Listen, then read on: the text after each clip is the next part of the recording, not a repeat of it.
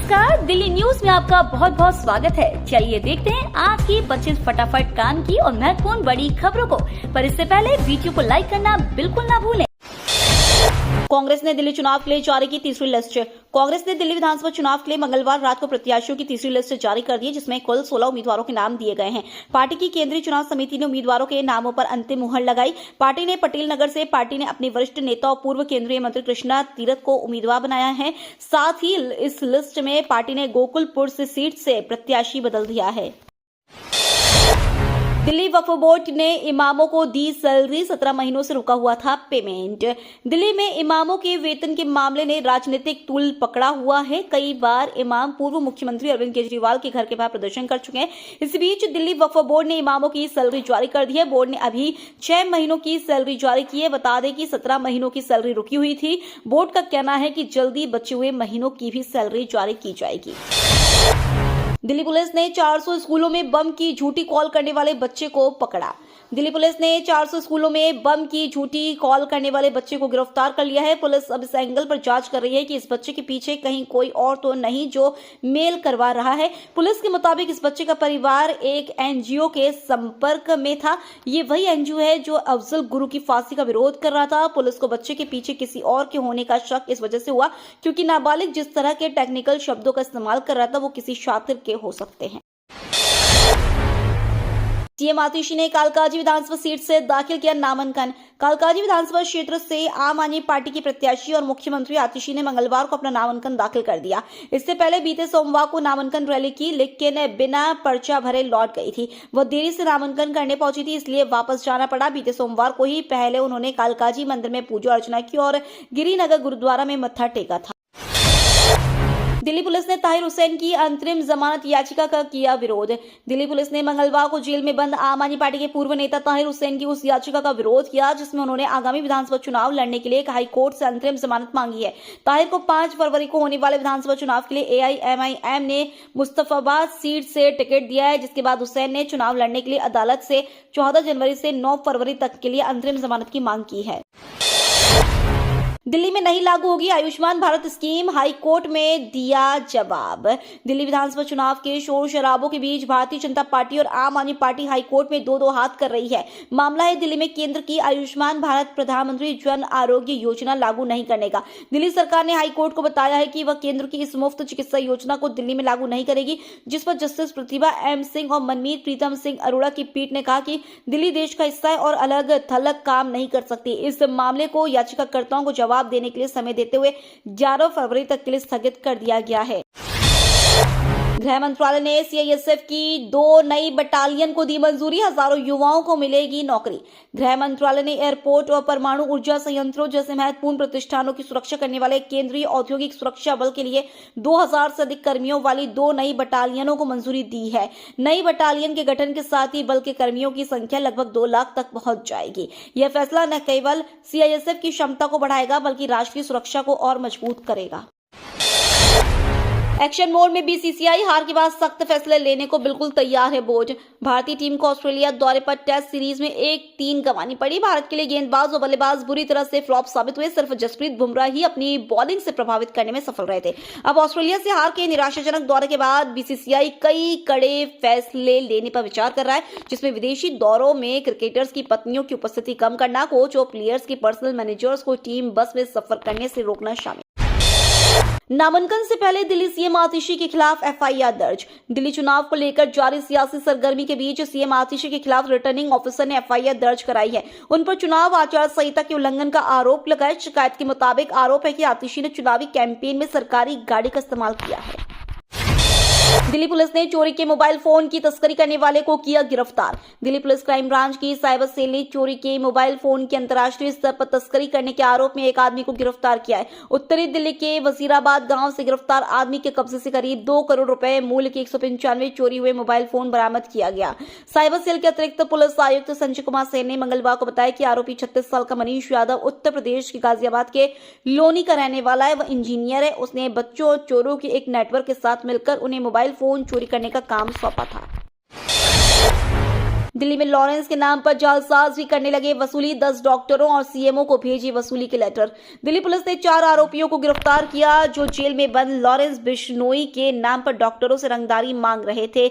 आरोपियों ने गूगल से डॉक्टरों की जानकारी निकाली और धमकी भरे पत्र भेजे। लॉरेंस बिश्नोई से इनका कोई संबंध नहीं था। करोड़ों मोबाइल यूजर्स के लिए गुड न्यूज। ट्राई ने टेलीकॉम कंपनियों के लिए जारी किया नया आदेश। ट्राई ने देश के 120 करोड़ मोबाइल यूजर्स को नए साल पर एक और तोहफा दिया है। दूरसंचार नियामक ने टेलीकॉम कंपनियों एयरटेल, जियो, वोडाफोन आइडिया और बीएसएनएल को अपनी वेबसाइट पर नेटवर्क कवरेज मैप पब्लिश करने का आदेश दिया। दूरसंचार नियामक के इस आदेश के बाद टेलीकॉम कंपनियों को अपनी 2G, 3G, 4G, 5G coverage से जुड़ी जियोग्राफिकल मैप पब्लिश करनी होगी ताकि यूजर्स कवरेज के हिसाब से अपना टेलीकॉम ऑपरेटर चुन सके। महाकुंभ में उमड़ा जन सैलाब, 3 करोड़ 50 लाख से ज्यादा श्रद्धालुओं ने स्नान किया। प्रयागराज में चल रहे महाकुंभ में मंगलवार का दिन काफी अहम रहा। मंगलवार को अमृत स्नान का पहला दिन था। इस मौके पर संगम के तट पर श्रद्धालुओं का तांता लगा रहा। जानकारी के मुताबिक लगभग 3 करोड़ 50 लाख से ज्यादा लोगों ने डुबकी लगाई। मकर संक्रांति के मौके पर अखाड़ों के साधु संतों द्वारा अमृत स्नान अब भी जारी है।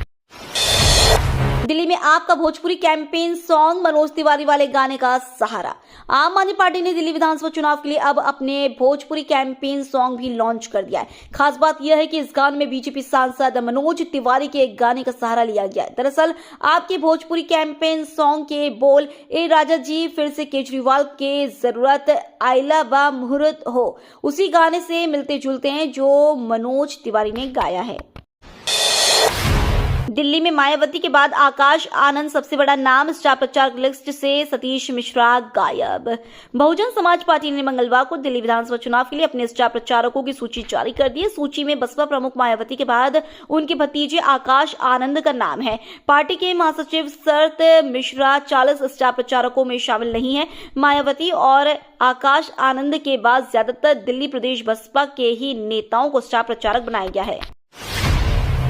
बांग्लादेशी फर्जी दस्तावेज मामले में आप विधायक मोहिंदर गोयल और कर्मचारी से कई घंटे पूछताछ।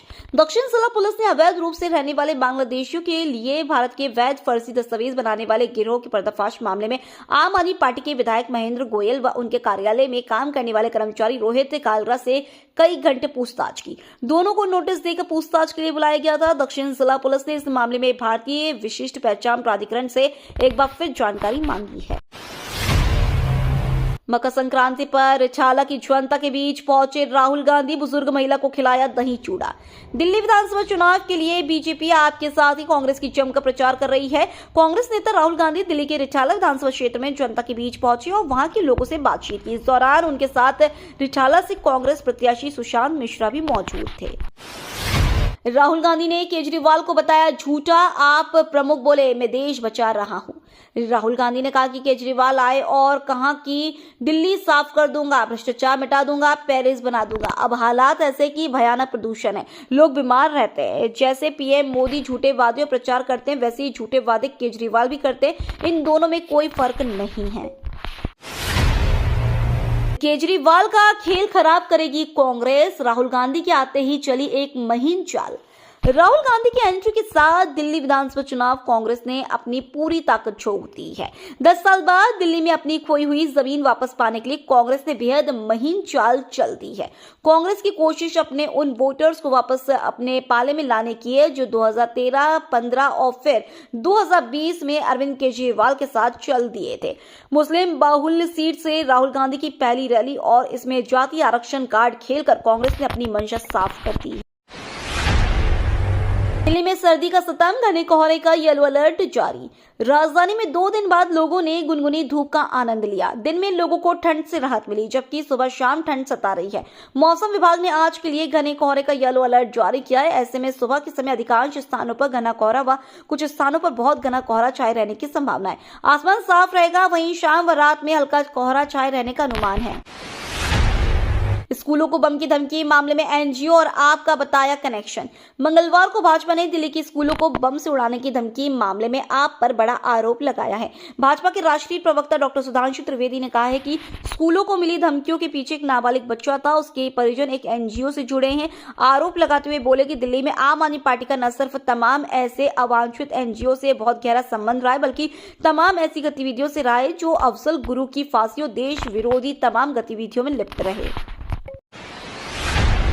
बीजेपी का आप पर वार, बोले केजरीवाल 9 तारीख को पंजाब के सीएम पद की लेंगे शपथ। भाजपा नेता और नई दिल्ली सीट से पार्टी के उम्मीदवार प्रवेश वर्मा का कहना है कि आम आदमी पार्टी के राष्ट्रीय संयोजक अरविंद केजरीवाल दिल्ली का चुनाव हार रहे हैं और 9 तारीख को भी पंजाब के मुख्यमंत्री पद की शपथ लेंगे। दिल्ली के पूर्व सीएम साहिब सिंह वर्मा के बेटे ने यह बात मीडिया को दिए इंटरव्यू में कही। केजरीवाल पर हमला बोलते हुए प्रवेश ने कहा कि जो आदमी आतिशी को अपनी चेयर पर नहीं बैठने दे सकता, वो उसे अपने घर में कैसे घुसने देगा, इसलिए उसने आतिशी जी को घर में नहीं घुसने दिया। दिल्ली चुनाव से पहले आपको झटका, विधायक और पार्षद ने थामा कांग्रेस का दामन। दिल्ली विधानसभा चुनाव की अधिसूचना जारी होने के बाद भी कांग्रेस अपना कुनबा बढ़ाने में जुटी है। इसी कड़ी में कांग्रेस के प्रदेश अध्यक्ष देवेंद्र यादव और दिल्ली प्रदेश प्रभारी काजी निजामुद्दीन ने आम आदमी पार्टी के विधायक और पार्षद को मंगलवार को पार्टी की सदस्यता दिलाई। राजेश गुप्ता किराड़ी के वार्ड 39 से पार्षद है, वहीं पर दूसरे नंबर पर मुंडका से आपके विधायक धर्मपाल लाकड़ा है। दोनों कांग्रेस में शामिल हो गए हैं। महाकुंभ में ठंड का कहर, स्नान के बाद नेता संत समेत 3 की मौत। उत्तर प्रदेश के प्रयागराज में महाकुंभ 2025 बीते दिन सोमवार से शुरू हो चुका है। इसमें करोड़ों लोग बढ़ चढ़कर हिस्सा ले रहे हैं। वहीं महाकुंभ पर प्रचंड ठंड का कहर भी देखने को मिला है। शाही स्नान के बाद 3 लोगों की मौत हो गई, जबकि 3000 से ज्यादा लोग बीमार पड़ गए हैं। इजराइल और हमास गजा में युद्ध विराम समझौते के करीब। गजा में युद्ध विराम और इजरायली बंधकों की रिहाई के लिए इजराइल और हमास के बीच समझौते की शर्तों को अंतिम रूप दिया जा रहा है। इस युद्ध विराम के लिए चल रही बातचीत पर नजर रख रहे एक फलस्तीनी अधिकारी ने मीडिया को यह जानकारी दी है। यह खबर ऐसे समय में सामने आई है जब अमेरिकी राष्ट्रपति जो बाइडेन ने कहा कि समझौता तय होने की कगार पर है और उनका प्रशासन इस मामले पर तत्परता से काम कर रहा है। ये तो थी आज की बड़ी खबरें। रोजाना ऐसी ही सबसे पहले अपडेट पाने के लिए चैनल को सब्सक्राइब करना बिल्कुल ना भूलें। धन्यवाद।